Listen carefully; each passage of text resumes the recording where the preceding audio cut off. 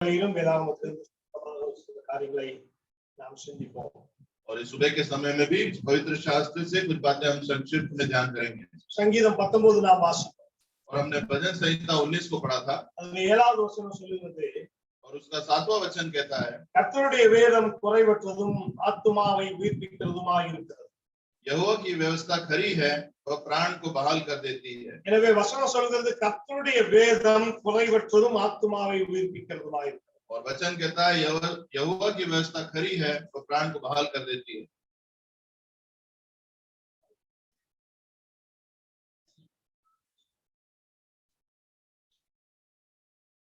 எனவே இந்த காலை வேளையிலே நாம் கர்த்தருடைய வேதத்தை குறித்து ஒரு சில காரியங்களை நாம் சிந்திப்பது நமக்கு பிரயோஜனமாயிருக்கும். और इस सुबह के समय में हम इस पवित्र शास्त्र के बारे में कुछ बातों का मनन करेंगे जो हमारे लिए आशीष का कारण होगी। கிறிஸ்தவ வாழ்க்கை என்று சொல்லும்போது இரண்டு விஷயங்கள் இல்லாமல் கிறிஸ்தவ வாழ்க்கையிலே நாம் ஜீவனோடு இருக்க முடியாது. और जो मसीह जीवन अगर हम जी रहे हैं तो दो बातों के बिना हम वो जीवन नहीं जी सकते। நம்முடைய வாழ்க்கையிலே நாம் உயிர் வாழ்வதற்கு காற்று, தண்ணீர், உணவு அவசியம். और हमें इस सांसारिक जीवन को जीने के लिए हवा, पानी और खाने की जरूरत होती है। அதே போல நாம் ஆவிக்குரிய வாழ்க்கையிலே நாம் ஜீவனோடு இருக்க வேண்டும் என்று சொன்னால் அதற்கு ரெண்டு விஷயம் ரொம்ப ரொம்ப அவசியம். और उसी तरह अगर हमको आत्मिक जीवन जीना है तो उसके लिए दो बातें बहुत जरूरी है। ஒன்று வேத வாசிப்பு, இன்னொன்று ஜெபம். और उसमें पहली है पवित्र शास्त्र वचन पढ़ना और दूसरा है प्रार्थना करना। இந்த இரண்டும் இல்லாமல் நாம் கிறிஸ்தவ வாழ்க்கையிலே நாம் வளரவே முடியாது. और इन दो बातों के बिना हम मसीह जीवन में ऊपर नहीं उठ सकते। இந்த இரண்டும் இல்லாமல் தேவனுடைய சித்தத்தையும் விருப்பத்தையும் நாம் அறிந்து கொள்ள முடியாது. और इन दो बातों के बिना हम परमेश्वर की इच्छा को हम नहीं जान सकते। நாம் வேதம் வாசிக்கும்போது அவர் நம்மோடு பேசுகிறார். हम जब पवित्र वचन को पढ़ते हैं तो वो हमसे बात करता है। நாம் ஜெபிக்கும்போது நாம் அவரோடு பேசுகிறோம். और जब हम प्रार्थना करते हैं तो हम उससे बात करते हैं। எனவே கிறிஸ்தவ வாழ்க்கை ஒரு ஆவிக்குரிய வாழ்க்கை என்று சொல்லும்போது அது தேவனுக்கும் நமக்கும் இடையிலே கொடுக்கல் வாங்கல் இருக்கிறது. और इसलिए मसीह जीवन या आत्मिक जीवन की जब हम बात करते हैं तो वो हमारे और परमेश्वर के बीच में लेन देन को दर्शाता है। ஜெபிக்கும்போது நாம் அவருக்கு கொடுக்கிறோம். जब हम प्रार्थना करते हैं तब हम उसको देते हैं। வேதம் வாசிக்கும்போது அவரிடத்திலிருந்து பெறுகிறோம். और जब हम वचन पढ़ते हैं तो हम उससे प्राप्त करते हैं। எனவே இந்த இரண்டும் இல்லாமல் நாம் ஒரு கிறிஸ்தவனை நாம் சிறப்பாய் வாழ முடியாது. और इसलिए इन दो बातों के बिना हम मसीह जीवन को अच्छे से नहीं जी सकते। எனவே பொதுவாக நாம் ஜெபத்தை குறித்து அதிகமாக நாம் எல்லாருமே பேசுகிறோம். इसलिए बहुत समय हम प्रार्थना के बारे में हम लोग बढ़ चढ़कर बात करते ஜெபத்தை हैं। குறித்து अनेक செய்திகளை நாம் கேட்டுக்கொண்டே இருக்கிறோம். और प्रार्थना के बारे में हमने बहुत से संदेश भी हम सुनते रहते हैं। ஒரு சிலருக்கு ஜெபிப்பது சுலபமாய் கூட இருக்கும். और बहुत लोगों के लिए प्रार्थना करना एक आसान काम होता है। ஆனால் வேதம் வாசிப்பு என்று வரும்போது தான் அது அநேகருக்கு பிரச்சனை. और जब हम वचन को पढ़ने की बात करते हैं बहुत लोगों के लिए कुछ परेशानियों की बातें होती हैं। अनेகர் சொல்லும்போது எங்களுக்கு படிக்க தெரியாது, நாங்கள் எப்படி எழுத படிக்க தெரியாது, நாங்கள் எப்படி வேதம் வாசிப்பது என்று சொல்ல கூட நிறைய சூழ்நிலைகள் உண்டு. और बहुत सी परिस्थितियां आती हैं जब लोग कहते हैं कि हम तो पढ़ना लिखना नहीं जानते हैं तो हम कैसे वचन को पढ़ें। ஒரு தேவ மனிதர் இப்படியாக சொன்னார், और एक परमेश्वर के भक्त ने ऐसा कहा है, வேத வாசிப்பும் ஜெபமும் சரி விகிதத்திலே இருக்க வேண்டும். और वचन को पढ़ना और प्रार्थना करना सही तरीके से होना जरूरी है। அரை மணி நேரம் ஜெபிக்கிற அனுபவம் இருந்தால்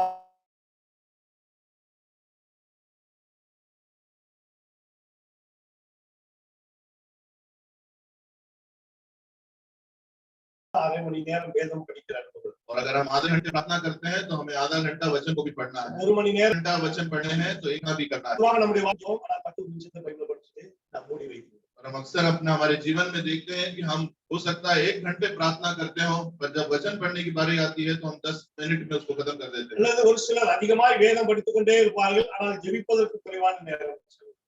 और कुछ लोग जो हैं वो वचन को बहुत देर तक पढ़ते हैं, बहुत समय देते हैं, पर प्रार्थना की बात आती है तो उसको बहुत कम समय देते हैं।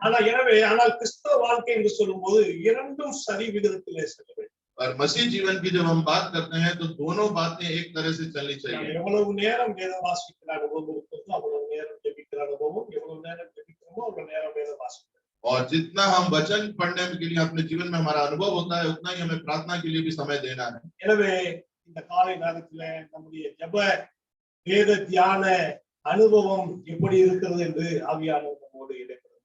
और इस सुबह के समय में आत्मिक परमेश्वर हमसे बात करेगा कि हमारे जीवन में वचन को पढ़ने का और प्रार्थना करने का अनुभव कैसा है। எனவே வேதாகமத்தினுடைய மகத்துவத்தை குறித்து வேதம் अनेक காரியங்களை சொல்லுகிறது. और पवित्र शास्त्र के महत्व के बारे में यहाँ बहुत से वचन लिखे हुए हैं। வேத வசனம் அது தேனிலும் தெளிதேனிலும் அது இன்பமானது என்று நாம் வாசிக்கிறோம். और हम पढ़ते हैं कि जो पवित्र शास्त्र है वो शहद से भी बहुत अधिक मीठा है। அது என் பாதைக்கு தீபமும் என் பாதைக்கு அது வெளிச்சமாகவும் தீபமாகவும் இருக்கிறது என்று நாம் வாசிக்கிறோம். और हम पढ़ते हैं कि वो हमारे चलने के लिए हमारे दीपक और प्रकाश के रूप में वो रहता है। உமது வேதம் என் மனமகிழ்ச்சி என்று வாசிக்கிறோம். और हम पढ़ते हैं कि आपका वचन जो है मेरे लिए हर्षोल्लास की बात है। நான் ஒவ்வொரு அந்த ரெஃபரன்ஸ் சொல்லாம நான் வசனமாய் சொல்லிட்டு போகிறேன். और मैं वो कहाँ है वो नहीं बता रहा हूँ, बस सिर्फ वचन कहता जा रहा हूँ। சங்கீதக்காரன் சொல்லுகிறார், உம்முடைய வேதம் என்னுடைய மனமகிழ்ச்சியாய் இல்லாமல் இருக்குமானால் என் துக்கத்திலே நான் என்றைக்கோ அழித்திருப்பேன். और दाऊद कहता है कि अगर आपका वचन मेरे लिए हर्षोल्लास का कारण ना होता तो मैं कब का नष्ट हो गया होता। ஹல்லேலூயா. हालेलुया। நம்முடைய வாழ்க்கையில அது மெய்யாகவே அது ஒரு மிகப்பெரிய ஒரு அனுபவம் அது. और हमारे जीवन में एक बहुत अच्छा अनुभव है ये। வேத வசனம்னு ஒண்ணு நமக்கு இல்லாமல் இருந்திருந்தா என்னைக்கோ எத்தனையோ மனிதர்கள் துக்கத்திலே செத்து போயிருப்பார். और अगर हमारे जीवन में पवित्र शास्त्र के वचन न होते तो कितने लोग अपने दुख में मर गए होते। ஒரு சூழ்நிலை பார்க்கும்போது நெஞ்சுவலி ஏற்பட்டு பயங்கரமா இருக்கும். और जब भी हम कोई विकट परिस्थिति देखें हमारे सीने में दर्द होता है और हमें बहुत விழுந்து तकलीफ போன होती है। நேரங்கள், நாம் சோர்ந்து போன நேரங்கள், மண்ணோடு மண்ணா இனிமேல் அவ்வளவுதான் எந்திரிக்க முடியாது என்று யோசித்த நேரங்களில் எல்லாம் கர்த்தருடைய வசனமும் வாக்குத்தத்தமும் மாத்திரமே எனக்கு உயிர்த்தது. और जब मैं गिर जाता था या मुझे निराशा होती थी तब परमेश्वर का वचन और वाचा ही मुझे खड़ा करता था। ஹல்லேலூயா. हालेलुया। எனவே அந்த வசனம் அது நமக்கு கிடைத்திருக்கிற ஒரு மிகப்பெரிய பாக்கியம் தெரியுமா? और जो परमेश्वर का वचन है वो हमारे लिए बहुत बड़े सौभाग्य की बात है। இன்றைக்கு உலகத்தாருடைய கரங்களிலே கதைகளும் கட்டுக்கதைகளும் இதிகாசங்களும் இருக்கிறது. और आज संसारिक लोगों के हाथ में कहानियां और कथाएं और इतिहास की बातें उनके हाथ में है, ஆனால் அவர்களிடத்திலே சத்தியம் இல்லை. और उनके हाथ में सत्य वचन नहीं है, அவர்களிடத்திலே கர்த்தருடைய வேதம் இல்லை. और उनके हाथ में परमेश्वर का वचन नहीं है। ஆனால் அதை நாம் நம்முடைய கரத்திலே பெற்றிருக்கிறோம். और वो हमें अपने हाथ में रखने के लिए मिला है। ஆனால் அதற்கான மகத்துவமும் முக்கியத்துவமும் தெரியாமல் கொடுக்காமல் நாம் और हम उसका महत्व जाने बिना उसके लिए अपने आप को समर्पण किए बिना अपना जीवन जी रहे हैं। நாம் தெரிந்து கொள்ள வேண்டிய மிக முக்கியமான காரியம் நியாய தீர்ப்பு இதுல இருந்துதான், இதன் அடிப்படையிலே தான். पर हमें ये बात बहुत अच्छे से जाननी है कि जब न्याय का दिन आएगा तो वो इसी विषय से हो जाता जाएगा। கர்த்தர் தன்னுடைய வேதத்திலிருந்தே நம்மை கேள்வி கேட்பார். और परमेश्वर अपने शास्त्र के द्वारा ही हमसे सवाल पूछेगा। கர்த்தர் தன்னுடைய வார்த்தையிலிருந்தே நம்மை நியாயம் தீர்ப்பார். और परमेश्वर अपने वचन के द्वारा ही हमारा न्याय करेगा। வேதம் சொல்கிறது நியாய தீர்ப்பு அவருடைய சபையிலிருந்து தொடங்குகிறது. और वचन कहता है कि जो न्याय का दिन है वो उसकी कलीसिया से ही आरंभ होता है। அதாவது இன்றைக்கு இந்திய சட்டப்படி எது குற்றம் என்று சொன்னால், எது அந்த அரசியலமைப்பு சட்டத்திலேயோ அல்லது நம்முடைய என்ன சொல்றது, நம்முடைய பீனல் கோட்ல என்ன எழுதி இருக்குதோ அதை மீறினா பாவம். और आज हम अपने देश के अगर कानून के बारे में देखें तो जो पाप क्या है या गलत क्या है, जो उनकी कानून की किताब में इतिहास में नहीं लिखा है वो पाप है, गलत है। எனவே நம்முடைய ஆவிக்குரிய வாழ்க்கைக்கான நியாய புத்தகம் சட்ட புத்தகம் நம்முடைய கரத்தில் இருக்கிற. और इसलिए हमारे आत्मिक जीवन का न्याय करने के लिए, हमारे बातों का ध्यान करने के लिए जो किताब है वो हमारा पवित्र शास्त्र है। எனவே இந்த வேதாகமத்தை நாம் உணர வேண்டும். इसलिए हमें इस पवित्र शास्त्र का अनुभव करना இதை है நாம் நேசிக்க வேண்டும். और हमें इससे प्रेम करना है। இதை நாம் நம்முடைய வாழ்க்கையிலே இந்த வேதத்தின்படி நடக்க நாம் பிரயாசப்பட வேண்டும். और इस पवित्र शास्त्र वचन के द्वारा हमें अपने जीवन चलाने की कोशिश करनी है। எனவே இந்த காலை நேரத்திலே இந்த வேதத்தினுடைய மகத்துவத்தையும் இதை நாம் எப்படி படிக்க வேண்டும், எப்படி தியானிக்க வேண்டும் என்பதை நாம் சுருக்கமாக சொல்லுவோம். और इस सुबह के समय में हम संक्षिप्त में इन बातों को जानेंगे कि हमें किस तरह पवित्र शास्त्र का महत्व जानना है और उसे किस तरह पढ़कर उसका अनुभव लेना है। எனவே நம்மிலே அநேகருக்கு தினமும் இந்த வேதத்தை வாசிக்கிறார்கள். और हम में से बहुत लोग हैं जिनको प्रतिदिन इस पवित्र शास्त्र को पढ़ने का अनुभव है, அல்லது ஒரு சிலர் எப்பொழுதாவது படிக்கிறார்கள். और कुछ लोग होंगे जो कभी कभी वचन पढ़ते होंगे। அல்லது ஒரு சிலர் இதுவரைக்கும் வேதத்தை படிக்காத கிறிஸ்தவர்கள் கூட எங்கேயோ இருப்பார். बहुत से मसीह लोग ऐसे भी होंगे जिन्होंने आज तक कोई वचन नहीं पढ़ा होगा। எனவே நாம் வேதத்தை அனுதினமும் நாம் காலையில எழுந்து வேத புத்தகத்தை நாம் பிரித்து படிக்கும் போது எப்படிப்பட்ட மனநிலையோடு நாம் வேதத்தை படிக்க வேண்டும் என்று சொல்லி இந்த காலை நேரத்துல பரிசுத்தாவியானவரின் ஒத்தாசையோடு சில காரியங்களை நாம் கற்றுக்கொள்வோம். और इस सुबह के समय में हम कुछ ऐसी बातों को सीखेंगे कि जब हम सुबह उठकर पवित्र शास्त्र को खोलकर हम पढ़ते हैं तो हमें किस मनोरीति से उसको पढ़ना है। வாசிப்போம். 1 கொரிந்தியர் 2ஆம் அதிகாரம் पढ़े पहला कुरिन्थियों उसका दूसरा अध्याय 14-15. उसका 14 और 15 वचन। Corinthians chapter 2.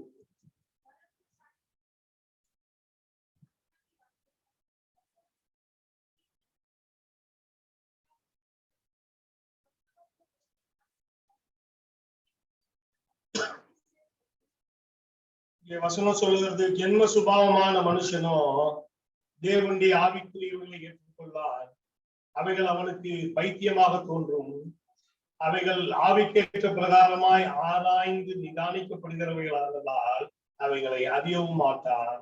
ஆவிக்குரியவன் எல்லாவற்றையும் ஆராய்ந்து நிதானிக்கிறான். ஆனாலும் அவன் மற்றொருவனாலும் ஆராய்ந்து நிதானிக்கப்படான். பிரியமானவர்களே, முதலாவது நாம் வேதாகமத்தை நாம் எப்படி படிக்க வேண்டும், தியானிக்க வேண்டும் என்று சொன்னால், தேவனால் புதுப்பிக்கப்பட்ட ஒரு மனதோடு தேவனை வேதாகமத்தை நாம் வாசிக்க வேண்டும். और पहली बात हमें किस तरह से पवित्र शास्त्र को पढ़ना है वो ये है कि परमेश्वर के द्वारा एक नए मन से, नए रूप से हमको ग्रहण लेकर उसको करना है। இங்கே 14வது வசனம் சொல்லுகிறது ஜென்ம சுபாவமான மனுஷனும் தேவனுடைய ஆவிக்குரியவைகளை ஏற்றுக்கொள்ளான். और यहाँ 14वें वचन में लिखा है कि जन्म लेने वाला मनुष्य परमेश्वर की आत्मा की बातें ग्रहण नहीं करता। அப்படின்னா என்ன அர்த்தம்? மனம் திரும்பின அனுபவம் இல்லாத ஒரு மனிதன் வேத வசனத்தை புரிந்து கொள்ளவும் முடியாது, வேத வசனத்தை ஏற்றுக்கொள்ளவும் முடியாது. और उसका अर्थ है कि जो जिस मनुष्य के जीवन में मन फिराव नहीं है वो पढ़ भी नहीं सकता और उसको समझ भी नहीं सकता। எனவே ஒரு மனம் திரும்பின அனுபவத்தோடு வேதத்தை நாம் வாசிக்க வேண்டும். और एक मन फिराव के अनुभव से हमें वचन को पढ़ना है। நாம் பொதுவாக நம்ம பார்க்கும்போது அநேகர் இந்த உலகத்துல நாம் பார்க்கும்போது இந்த வேதாகமம் என்ன சொல்லுகிறது, அதுல என்ன குற்றத்தை கண்டுபிடிக்க முடியும் என்கிற மனோபாவத்தோடு அநேகர் வாசிப்பதை நாம் பார்க்கிறோம். और हम अक्सर ही देखते हैं कि बहुत से लोग जो वचन को इस तरह से पढ़ते हैं कि हमेशा वो उसमें कुछ दोष ढूंढने, कुछ गलती ढूंढने की कोशिश करते रहते हैं। யூடியூப்ல கூட நம்ம அநேக காரியங்களை பார்க்க முடியும். அதாவது நம்முடைய விசுவாசத்திற்கு எதிரான மக்கள் வேதாகமத்தின் ஏதாவது 2-3 வசனத்தை எடுத்து அதை தவறாக இன்டர்பிரட் பண்ணி பேசுவதை நீங்க இன்னைக்கு அநேக இடங்கள்ல நம்ம பார்க்கணும். और हम आज के डेट में यूट्यूब में भी हम देख सकते हैं कि कुछ लोग जो विश्वासियों को बहकाने का काम करते हैं वो पवित्र शास्त्र से कुछ वचन लेकर उसका गलत तरीके से उसका मतलब निकालते हैं। और जो हमारे विश्वासी नहीं है, जो विश्वासी जीवन में नहीं है वो लोग। எனவே இங்க நான் பார்க்கிறோம் வேதாகமத்தை எப்படி நாம் படிக்க வேண்டும் என்று சொன்னால் ரட்சிப்பின் அனுபவத்தோடு நாம் அதை படிக்கணும்.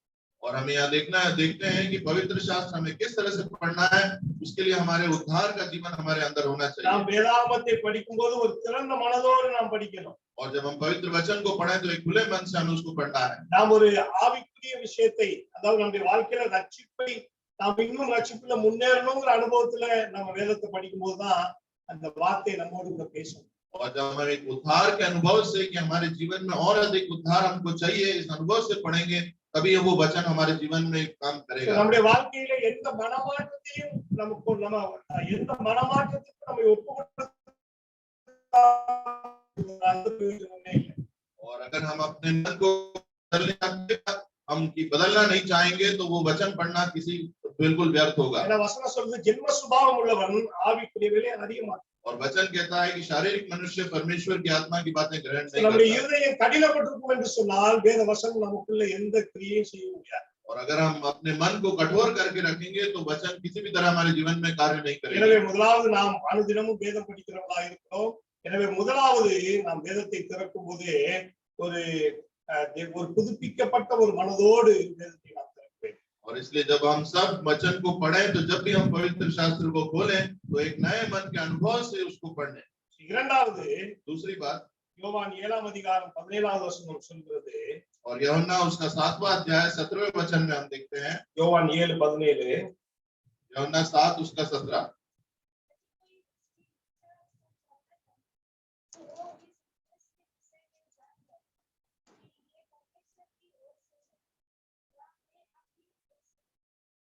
அவருடைய சித்தத்தின்படி செய்ய மனதுள்ளவன் எவனோ அவன் இந்த உபதேசம் தேவனால் உண்டாயிருக்கிறதோ நாம் சுயமாய் பேசுகிறோனோ என்று அறிந்து கொள்வான்।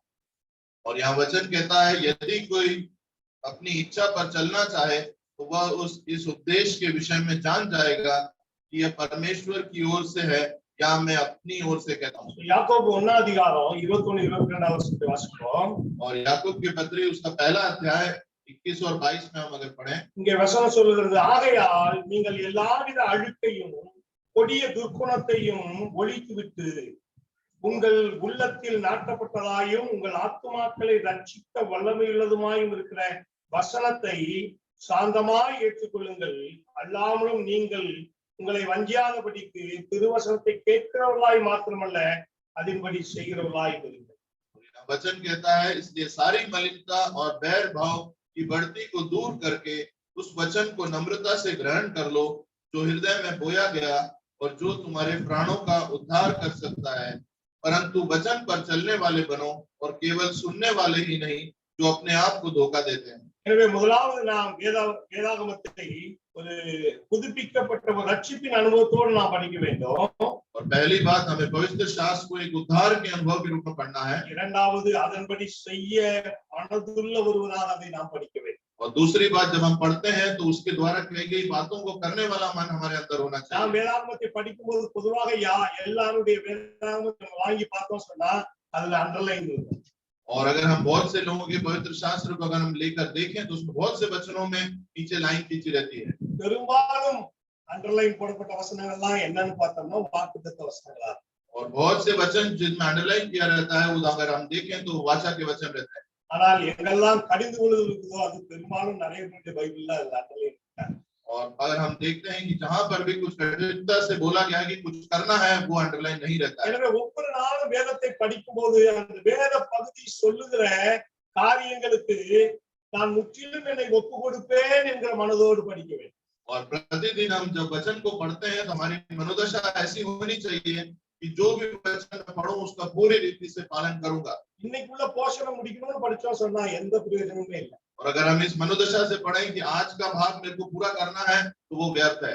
எனவே வேதாகமத்தை வாசிக்கும் போது நாம் இன்றைக்கு இந்த வேத பகுதியிலே என் ஆண்டவர் என்னோடு என்ன பேசினாலும் அதற்கு நான் என்னை ஒப்பு கொடுப்பேன் அப்படிங்கிற ஜபத்தோட அந்த பகுதியை நாம் படிக்க வேண்டும்। और जब हम वचन को पढ़े तो हमारी मनोदशा ऐसी होनी चाहिए कि आज जो भी बातें परमेश्वर मुझे वचन के द्वारा कहेगा उसको मैं ग्रहण करूंगा। எனவே 21வது வசனம் தெளிவா சொல்லுது, நீங்கள் எல்லாவித அழுக்கையும் கொடிய துர்க்குணத்தையும் ஒழித்துவிட்டு உங்கள் உள்ளத்தில் நாட்டப்பட்டதாயும் உங்கள் ஆத்துமாக்களை ரட்சிக்கப்பட்டதுமாய் வசனத்தை சாந்தமாய் ஏற்றுக்கொள்ளுங்கள்। और इसलिए यहाँ 21वां वचन कहता है इसलिए सारी मलिनता और बैर भाव की बढ़ती को दूर करके उस वचन को नम्रता से ग्रहण कर लो जो हृदय में बोया गया और जो तुम्हारे प्राणों का उद्धार कर सकता है। நம்முடைய வேத வசனத்தை நாம் சாந்தமாய் ஏற்றுக்கொள்ளணும்। और हमारे जीवन में हमें वचनों को नम्रता से ग्रहण करना है। வேத வசனம் நமக்கு ஒரு சில நேரங்களில் நம்மை உற்சாகப்படுத்தும்।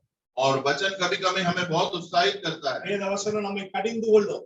और कभी-कभी वो हमसे कठोर बातें வேத कहता है। வசனம் நமக்கு நம்பிக்கையை கொடுக்கும்। और कभी-कभी वचन हमें विश्वास दिलाता வேத है। வசனம் நமக்கு மிகப்பெரிய வாக்குத்தத்தத்தை கொடுக்கும்। और वचन हमें कभी-कभी बहुत बड़ी-बड़ी वाचाओं का वचन देता है। ஆனால் எல்லாவற்றையும் சாந்தத்தோடும் பொறுமையோடும் அமைதியோடும் ஏற்றுக்கொள்ளக்கூடிய பக்குவத்தோடு வேத வசனத்தை வாசிக்க வேண்டும்। और हमें उन सारी बातों को नम्रता के साथ और शांति के साथ ग्रहण करने योग्य उन वचनों को पढ़ना चाहिए।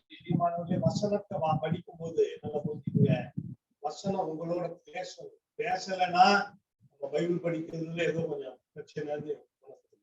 ये लोगों जब हम वचन को पढ़ते हैं तो ऐसा होना चाहिए कि जब हम वचन पढ़े तो वचन के द्वारा हमें परमेश्वर हमसे बात करे, अन्यथा उन वचनों को पढ़ने में कुछ न कुछ गड़बड़ जरूर है। வேத வசனத்தை நாம் வாசிக்கும் போதே ஒவ்வொரு வசனமும் நமக்குள்ள பேசிட்டே இருக்கணும்। அடுத்த வசனத்தை போதுக்குள்ள முன்னாடி அந்த முதல் வாசித்த வசனமே நமக்குள்ள நிறைய விஷயங்களை சொல்லணும்।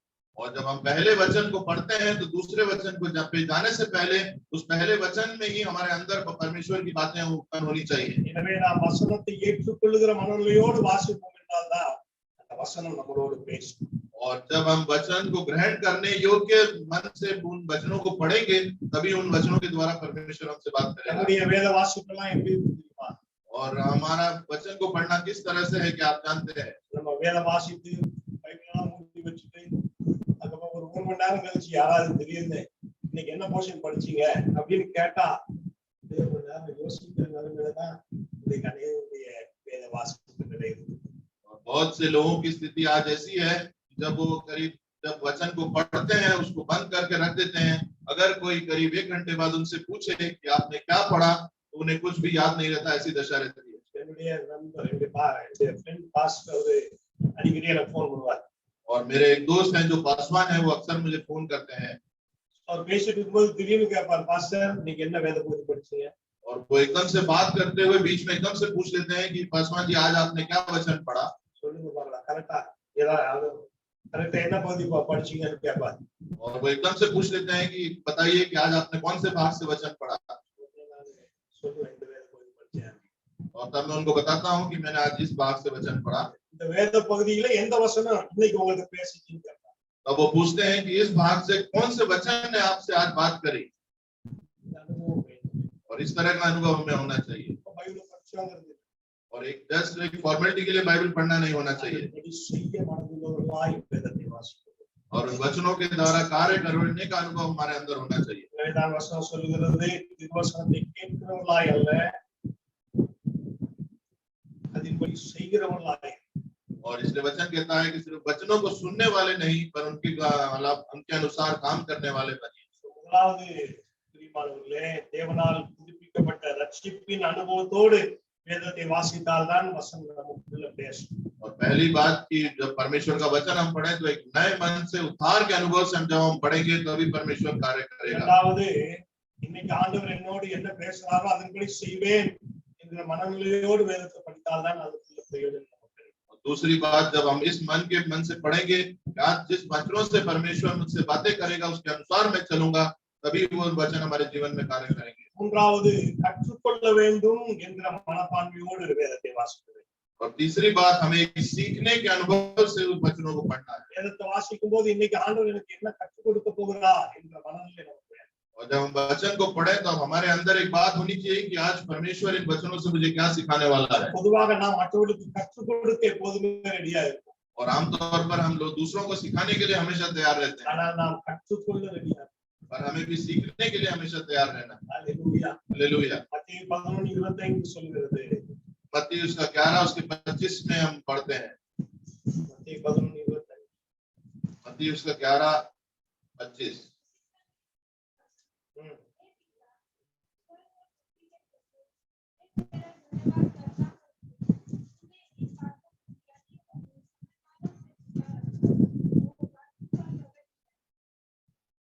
அந்த சமயத்துல இயேசு சொன்னது, பிதாவே, வானத்துக்கும் பூமிக்கும் ஆண்டவரே, இவைகளை ஞானிகளுக்கும் கலிமான்களுக்கும் அழைத்து பாலகருக்கு வெளிப்படுத்தினபடியால் உம்மை ஸ்தோத்திரிக்கிறேன். 1:18 வாசி. पहला कुरिन्थियों उसका पहला अध्याय 18 वचन हम पढ़ते हैं। 1:18 சொல்கிறது, சிலுவையை பற்றிய உபதேசம் கெட்டு போகிறவர்களுக்கு பைத்தியமாய் இருக்கிறது, ரட்சிக்கப்படுகிற நமக்கோ அது தேவ பலனாய் இருக்கிறது. 18 वचन कहता है, क्योंकि क्रूस की कथा नाश होने वालों के लिए मूर्खता है, परंतु हम उद्धार पाने वालों के लिए परमेश्वर की सामर्थ्य है। அல்லேலூயா. हालेलुया। பிரியமானவர்களே, இது மிகப்பெரிய வேத ரகசியம் ஞானிகளுக்கு மறைக்கப்பட்டு சாதாரண நமக்கு வெளிப்படுத்தப்படும். और ये बहुत बड़ा पवित्र शास्त्र का रहस्य है कि जो ज्ञानवानों और बहुत ही ज्ञान वालों से छुपा कर हम आम लोगों को दर्शाया गया है। எனவே சாதாரண நம்மை இந்த வேத வசனம் ஞானியா, और हम साधारण लोगों को ये वचन ज्ञानी बनाता है। அல்லேலூயா. हालेलुया। வேத வசனத்தை நம்ம நன்கு அறிந்திருந்தோம் என்று சொன்னால் எவ்வளவு பெரிய சபையில கூட, சபனாச்சாட்சி சொல்லல, எவ்வளவு பெரிய ஞானிகள் இருக்கிற ஒரு இடத்துல கூட நம்மால் நின்று தைரியமாய் பேசலாம். और अगर हमें वचनों के बारे में अच्छा ज्ञान है तो हम किसी भी बड़ी सभा में खड़े होकर बातें कर सकते हैं। அவ்வளவு பெரிய ஞானம் இந்த வேதத்தில் இருக்கு. और उतना बड़ा गहरा ज्ञान इस वचनों में छुपा हुआ है। உலகத்தின் அறிவியல் எல்லாம் இந்த வேதத்திற்குள் அடங்கி இருக்கு. அல்லேலூயா. और पूरे पृथ्वी के सारे रहस्य इस पवित्र शास्त्र में छुपे हैं। பூமி உருண்டைன்னு சொல்லி இப்பதான் கண்டுபிடிச்சான். और पृथ्वी गोल है करके कुछ समय पहले ही लोगों ने जाना है। 1000 ஆண்டுகளுக்கு முன்பாகவே வேதம் சொல்லுகிறது, பூமி உருண்டையின் மேல் கர்த்தர் இருக்கிறார். அல்லேலூயா. और बहुत से हजारों सालों पहले ही परमेश्वर ने वचन के द्वारा कहा था कि पृथ्वी गोल, पृथ्वी के ऊपर परमेश्वर वास करता है। வேதாகமம், அதாவது இன்றைக்கு வானத்துல கோள்கள் இருக்குது, நட்சத்திரங்கள் இருக்குது, அது இருக்குதுன்னு சொல்லி இன்னைக்கு கண்டுபிடிக்கப்படுகிறது. ஆனால் வேதாகமம் எத்தனையோ ஆண்டுகளுக்கு முன்பாக வானத்துல கிரகங்கள் இருக்கிறது என்பதை சொல்லி, और आज जो लोग हैं वो ये पता लगा रहे हैं कि आकाश में तारे हैं, बहुत से ग्रह हैं, बहुत सी अनेक चीजें हैं, और परमेश्वर के द्वारा ये बहुत से सालों पहले ही हम वचन में दर्शा दिया गया है। எனவே வேதாகமத்தை நாம் கற்றுக்கொள்ளும் போது பிரியமானவர்களே, நாம் உயர்ந்த ஸ்தானத்திலே தேவன் நம்மை நிறுத்துவார். और जब हम वचनों के द्वारा सीखेंगे तो परमेश्वर हमें ऊंचे स्थानों पे खड़ा करेगा। நாம் இயேசு கிறிஸ்துவின் வாழ்க்கையில பார்க்கிறோம். और अगर हम यीशु मसीह के जीवन के बारे में देखें, 12 வயசுல 12 वर्ष के आयु में, வேத வல்லுநர்கள் மத்தியிலே அமர்ந்திருந்த அவர்களை கேள்வி, और वो 12 वर्ष की आयु में सभा में वो बहुत ही ज्ञानियों और शास्त्रियों के सामने खड़े होकर उनसे सवाल पूछ रहे थे। காரணம் அவருக்கு வேதாகமம் அவருக்கு அநேக ஞானத்தை கற்றுக்கொண்டார். और उसका कारण है कि वचन के द्वारा उन्हें बहुत अधिक ज्ञान प्राप्त था। எனவே கற்றுக்கொள்ள வேண்டும் என்கிற மனநிலையோடு நாம் வேதாகமத்தை வாசிக்கும் போது தேவன் அநேக ரகசியங்களை அவர் நமக்கு கற்றுக் கொடுக்கிறார். और जब हम सीखने के मन से वचनों को पढ़ेंगे तो परमेश्वर बहुत से रहस्यों को उन वचनों के द्वारा हमें बताएगा। எனவே ஒருபோதும் அது அனுதின கறவையாக வேதத்தை படிக்கக்கூடாது. और कभी भी हमें एक दिन की दिनचर्या के रूप में उस वचनों को नहीं पढ़ना है। கர்த்தருடைய ரகசியங்களை அறிந்து கொள்ள வேண்டும் என்கிற மனப்பான்மையோடு நாம் வேதத்தை வாசிக்கும் போது ஆண்டவர் அநேக ரகசியங்களை நமக்கு கற்றுக் கொடுக்கிறார். और जब हम इस इच्छा से वचन को पढ़ेंगे कि हम वचनों के बीच में छुपे रहस्य को जान लें तो परमेश्वर उन रहस्यों को हमें बताएगा। கடைசியா आखिरी बात 1 தெசலோனிக்கர் 2:13 पहला थिस्सलुनीकियों उसका दूसरा अध्याय 13वां वचन। ஆகையால் நீங்கள் தேவ வசனத்தை எங்களாலே கேள்விப்பட்டு ஏற்றுக்கொண்ட போது அதை மனுஷர் வசனமாக ஏற்றுக்கொள்ளாமல் தேவ வசனமாகவே ஏற்றுக்கொண்டதினால் நாங்கள் இடைவிடாமல் தேவனுக்கு ஸ்தோத்திரம் செலுத்துகிறோம். அது மெய்யாகவே தேவ வசனம்தான். விசுவாசிக்கிற உங்களுக்குள்ளே அது பலனும் செய்கிறது. அல்லேலூயா। यहाँ वचन कहता है इसलिए हम भी परमेश्वर का धन्यवाद निरंतर करते हैं कि जब हमारे द्वारा परमेश्वर के सुसमाचार का वचन तुम्हारे पास पहुंचा तो तुमने उसे मनुष्यों का नहीं परंतु परमेश्वर का वचन समझकर ग्रहण किया और वह तुम विश्वासियों में जो विश्वास रखते हो प्रभुशील है।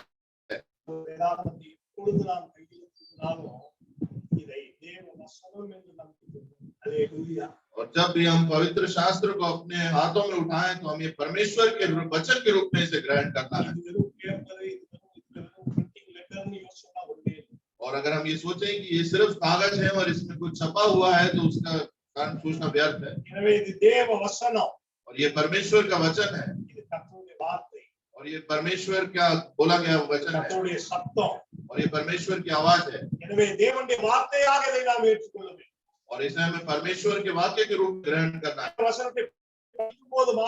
வேத வசனத்தை நாம் கேட்கும் போதும் அது தேவனிடத்திலிருந்து வருகிறது என்று நாம் கேட்போம் என்றால் அது நம்முடைய வாழ்க்கையில பெரிய காரியங்களை செய்யும்। और सिर्फ वचन को पढ़ते समय ही नहीं जब हम वचन को सुने तब भी हमें ये सोचकर सुनना है कि ये परमेश्वर के द्वारा वचन कहा गया है तब हमारे जीवन में वो कार्य करेगा। பொதுவாக எப்பொழுதுமே நம்முடைய காதுக்கு இனிய வசனங்கள் வரும் என்றால் அது கர்த்தரிடத்திலிருந்து வந்தது என்று யோசிக்கிறோம்।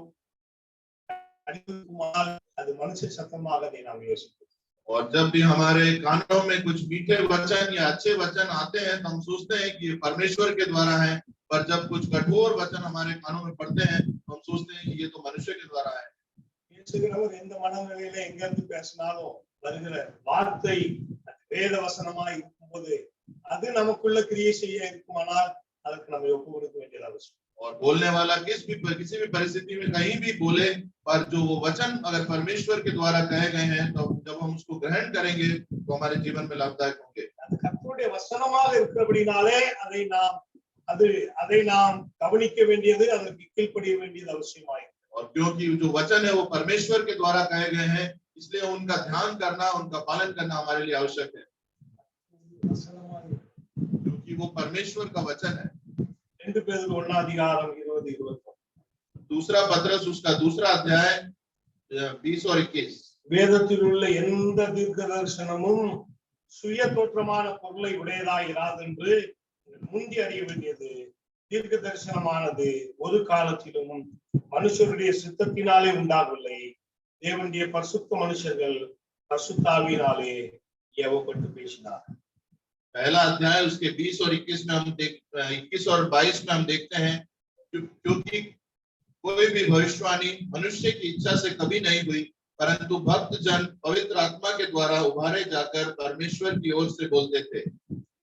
எனவே பிரியமானவர்களே நாம் வாசிக்கிற இந்த வேத வசனம் நம்முடைய கையில் இருக்கிற இந்த பைபிள் இது தேவனுடைய வசனம் என்பதை நினைவில கொண்டு இது தேவனுடைய வார்த்தை இது தேவனுடைய வாக்குத்தத்தம் இது தேவனுடைய எச்சரிப்பின் சத்தம் இது தேவனுடைய சத்தம் என்பதை உணர்ந்தவர்களாய் இந்த வேதத்தை நாம் படிக்கிற அனுபவம் நமக்கு।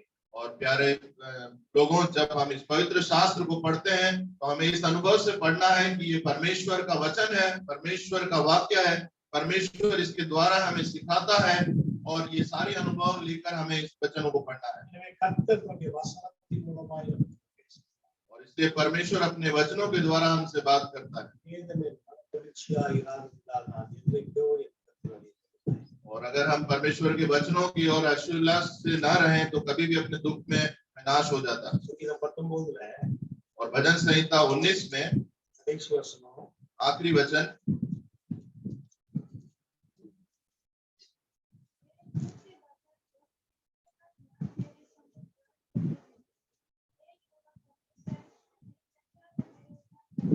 என் கண்மலையும் என் மீட்பருமாகிய கர்த்தாவே, என் வாயின் வார்த்தைகளும் என் இருதயத்தின் தியானமும் ஒரு சமூகத்தில் प्रीतियाயிருப்பதாக।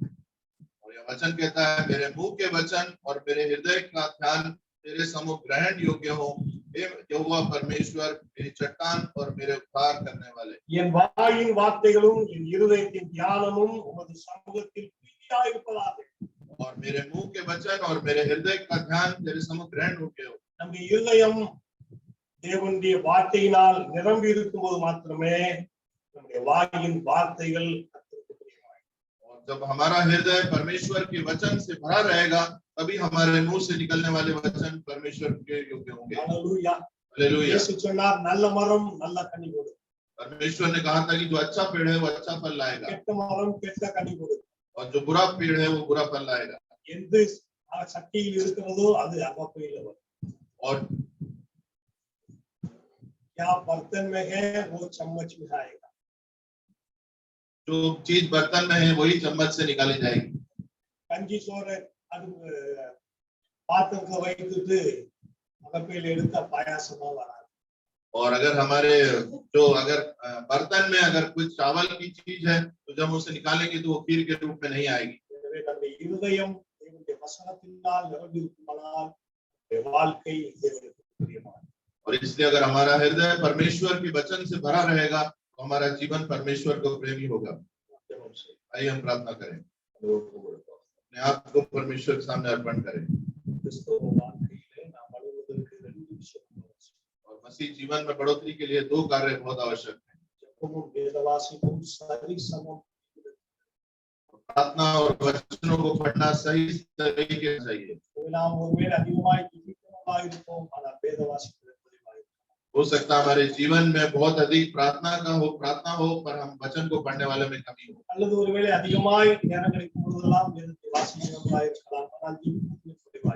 और हो सकता है हम अधिक समय परमेश्वर के वचन को पढ़ते हो पर प्रार्थना में हमारे जीवन में कमी हो। और दोनों ही बातें सही तरीके से बढ़ोतरी के लिए बहुत जरूरी है, और दोनों सही तरीके से समान रूप से होनी चाहिए। और इस सुबह के समय हमें मनन करना है कि हमारा पवित्र शास्त्र को पढ़ने का अनुभव किस तरह से है। और बहुत समय हम हमारी पवित्र शास्त्र को पढ़ने की इच्छा हमारे जीवन में नहीं होती।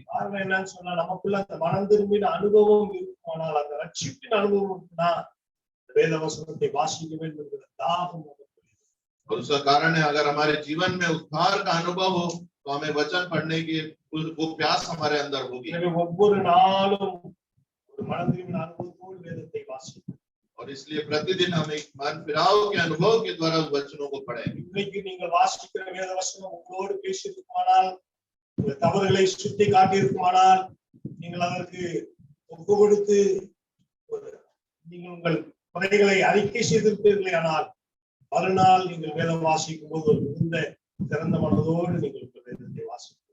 और आज जो हम अगर वचन पढ़ रहे हैं तो अगर वो परमेश्वर के द्वारा हमको कुछ सिखाए, अगर हमारी गलतियों को हमें जाहिर करे और उन गलतियों को अगर हम मान कर सही रास्ते पर चलें, तो जब अगले दिन हम वचनों को पढ़ेंगे तो हमारे लिए बहुत ही सुखद अनुभव होगा।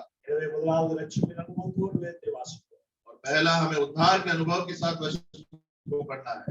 இன்றைக்கு ஆண்டவர் என்னோடு என்ன பேசுகிறாரோ அதை நான் செய்வேன் என்ற மனநிலையோடு வேதத்தை வாசிப்போம்।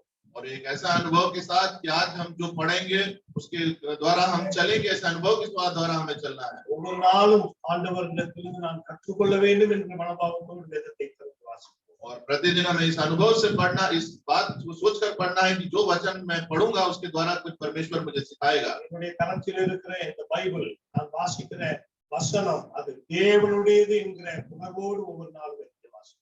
और मैं जब भी वचन को हम पढ़े तो हमें ये अनुभव के साथ पढ़ना है कि जो वचन मैं पढ़ रहा हूँ वो परमेश्वर का वचन है।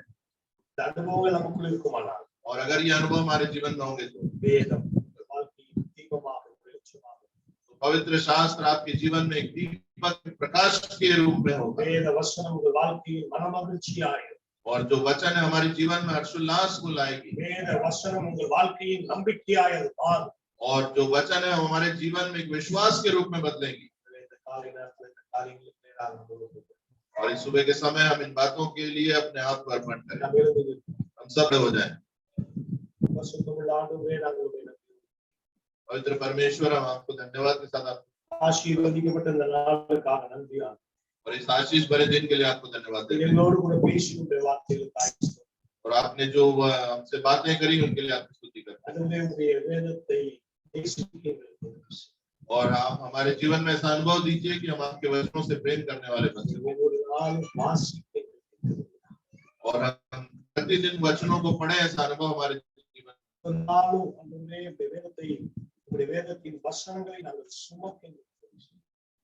और प्रतिदिन हम आपके वचनों को अपने ऊपर लेने वाले बन सके, ऐसा हमारे ஒவ்வொரு நாளும் உங்களுடைய வார்த்தைகளிலிருந்து புதிய புதிய ஆவிக்குரிய காரியங்களை கற்றுக்கொள்ள எங்களுக்கு உதவி செய்யும். और प्रतिदिन हम आपके वचनों के द्वारा नई नई आत्मिक चीजों को हम सीखने वाले बन सके। பரிசுத்த ஆவியானவர் எங்களுக்கு புதிய காரியங்களை கற்றுத்தார். और पवित्र परमेश्वर, उस वचनों से आप हमें नई नई बातें सिखाइए। ஆண்டவரே, உங்களுடைய வசனம் எங்களை கடிந்து கொள்ளட்டும். और आपका वचन हमारे लिए अंदर जीवन में कठोर बातों के रूप में आए। ஆண்டவரே, உங்களுடைய வசனம் எங்களை கண்டிக்கட்டும். और आपका वचन हमें दंड देने योग्य हो सके। ஆண்டவரே, நாங்கள் வேதத்தை வாசிக்கும் போது வெறும் வாக்குத்தத்தங்களை நாங்கள் தேடாமல் இருக்க உதவி செய்யும். और जब हम वचनों को पढ़े तो सिर्फ हम बादशाह के वचनों को से ढूंढने वाले ना बन सके। எங்கள் ஆத்துமாவிலே நல்ல ஒரு மனம் திரும்புதலை கொண்டு வரும்படியான கிரியைகளை உங்களுடைய வசனம் எங்களுக்குள்ளே இருக்கும். और आपका वचन हमारे आत्मा में एक मन फिराव के अनुभव को लाने वाला बन सके। வேத வசனத்தை நாங்கள் கனம் பண்ணட்டும் சுவாமி.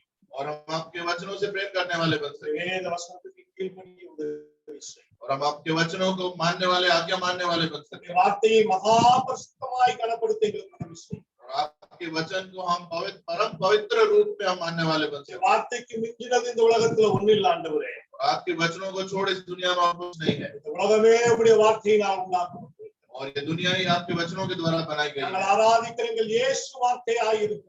और हमारे हम जिसकी आराधना करते हैं यीशु मसीह भी वचनों के द्वारा है। வார்த்தையை நாங்கள் கனப்படுத்த, और हम आपके वचनों को ध्यान रख सकते அந்த हैं। வார்த்தையை நாங்கள் உட்கொள்ள, और हम वचनों से सीखने वाले அந்த हैं। வார்த்தையே எங்கள் வாழ்க்கையில் போஜனமாய் இருக்க எங்களுக்கு உதவி செய்யும். और आपका वचन ही हमारे प्रतिदिन का आहार बन सके। மனுஷன் அப்பத்தினால் மாத்திரமல்ல, தேவனுடைய வாயிலிருந்து புறப்படுகிற ஒவ்வொரு வார்த்தையினாலும் பிழைப்பான் என்று வேதம் சொல்கிறது. वचन कहता है मनुष्य सिर्फ रोटी के द्वारा नहीं, सारे एक एक वचनों के द्वारा जीवित रहता है। மெய்யான வாழ்க்கையின் பிழைப்பு எங்கள் ஆண்டவருடைய வார்த்தையில் இருக்கிறது. और हमारे जीवन का बचा रहना ही परमेश्वर के वचन पर आधारित है। உங்களுடைய வார்த்தையை நாங்கள் உட்கொள்ள உதவி செய்யும். और हमारे आपके वचनों को हम ग्रहण करने वाले बन सके, ऐसा हमें बनाइए। உங்களுடைய வசனமே எங்கள் ஜீவனாய் மாறட்டும். और आपका वचन ही हमारे जीवन का आधार बन सके। வேதத்தை நேசிக்க எங்களுக்கு உதவி செய்யும் ஆண்டவரே. और हम आपके वचनों से प्रेम कर सके, ऐसा हमें बनाइए। செல்லுமிடமெல்லாம் அதை சுமக்க எங்களுக்கு உதவி செய்யும் ஆண்டவரே. और जब हम जहां भी हम चाहे आपको वचन को लेकर जाने वाले बन सके। சமயம் வாய்த்தாலும் வாய்க்காவிட்டாலும் திருவசனத்தை தைரியமாய் பிரசங்கிக்க எங்களுக்கு உதவி செய்யும் ஆண்டவரே. और समय अनुकूल हो या ना हो, हम आपके वचनों को फैलाने वाले, धैर्य के साथ फैलाने वाले बन सके। தேவையுள்ள மனிதர்களுக்கு இந்த ஆறுதலின் வார்த்தைகளை பிரசங்கிக்க எங்களுக்கு உதவி செய்யும் ஆண்டவரே. और जरूरतमंद लोगों को हम आपके वचनों को बांटने वाले बन सके। சிலுவையிலே ஒப்பு கொடுக்கிறோம். और हम पूर्ण रीति से अपने आप को अर्पण करते हैं। ஒவ்வொருவரும் வேதத்திலே ஞானிகளாய் और हम प्रतिदिन हम हर एक जन वचनों के द्वारा ज्ञानी बन सके परमेश्वर। கிருபைகளை எங்களுடைய திருச்சபையின் சிறு பிள்ளைகள் முதல் கொண்டு பெரியவர்கள் வரைக்கும் தாரும். और ऐसी कृपा आप कलीसिया के छोटे बच्चों से लेके बड़े तक सब में आप दीजिए परमेश्वर। வாரம் முழுவதும் உடைய பிரசன்னம் எங்களை ஆளுகை செய்யும். पूरे सप्ताह आपकी प्रसन्नता हमारे साथ रहे। வாரம் முழுவதும் திருச்சபையின் ஒவ்வொரு குடும்பங்களிலும் உடைய சித்தம் நிறைவேறும். और इस पूरे सप्ताह कलीसिया के हर परिवार पर आपकी इच्छा पूरी हो सके। வாரம் முழுவதும் திருச்சபையின் எல்லா ஆலய கட்டுமான வேலைகளிலும் உடைய கரம் இருக்கும். और इस पूरे सप्ताह में कलीसिया निर्माण में जो भी कार्य होंगे उन सब पर आपका हाथ இவைகள் रहेगा। எல்லாம் பரிபூர்ணமாய் சந்தியும் சுவாமி. और सारी जरूरतों को आप पूरा करिए। திருச்சபையின் ஒவ்வொரு குடும்பங்களின் வேலை ஸ்தலங்கள், வியாபாரங்கள், தொழில்கள் இயேசுவின் நாமத்தில் ஆசீர்வதிக்கப்படுவதா. और इन कलीसिया के हर लोगों के सारे कार्यस्थल, उनके व्यवसाय पर यीशु मसीह के नाम से आपके आशीष बनी रहे கடந்து உடைய கிருபைக்குள்ளாக எங்களை கொண்டு வரை और लगातार आपकी कृपा से हमें ढके रखिए। துதி கன மகிமை யாவையும் உமக்கே செலுத்துகிறோம் स्तुति महिमा आराधना सब आपको देते हैं, இயேசுவின் நாமத்தில் ஜெபிக்கிறோம் பிதாவே. यीशु मसीह के नाम से मानते हैं, ஆமென். आमीन। கர்த்தருடைய ஆசீர்வாதத்தை பெற்றுக்கொள்வோம். நம்முடைய ஆண்டவராகிய கிருபை, பிதாவாகிய தேவனுடைய அன்பு, பரிசுத்த ஆவியானவருடைய ஐக்கியமும் வழிநடத்தலும் சமாதானமும் இன்னும் இன்னும் சதா நாட்களிலும் ஆராதனையில பங்கெடுத்திருக்க ஒவ்வொருவரோடும் சதா காலமும் தங்கியிருப்பதாக. ஆமென். ஈசியை திருச்சபையா நற்செய்தி நல்கிடவும் முற்பிதாக்கள் சத்தியத்தில் என்றுமே நிலைத்திடவும் தேவ ஆசீர்வாதத்தோடு ஆடியாரை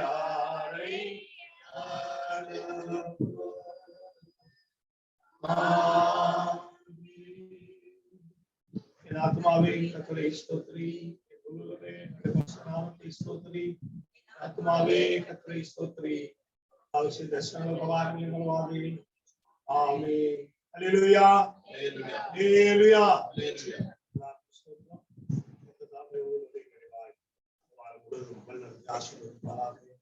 ஆமென். सबको जय मसीह की। परमेश्वर इस पूरे सप्ताह सब पर आशीष दे।